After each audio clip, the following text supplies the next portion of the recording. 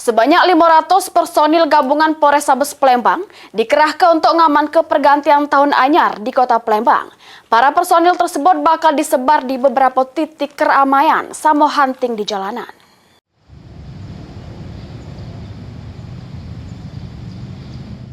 Ratusan personil gabungan Polrestabes Palembang dikerahkan guna melakukan pengamanan perayaan tahun anyar 2026 di Palembang.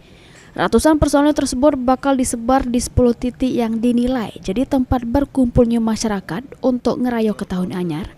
Pecah di Bundaran Banyu Mancur Ampera, Kambang Iwa, kawasan Jakabaring.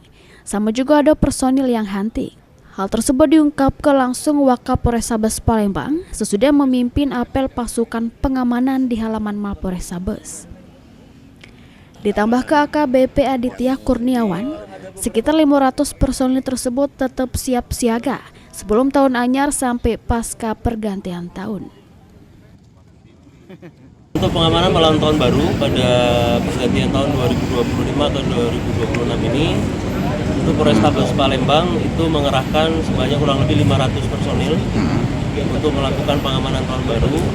Tapi itu juga ditambah juga dengan tambahan dari personil dari Polda Sumatera Selatan, kemudian ada dari Brimob juga di backup, kemudian dari Polsek Jajaran juga tetap siaga sampai nanti pergantian tahun sampai dengan nanti pasca pergantian tahun.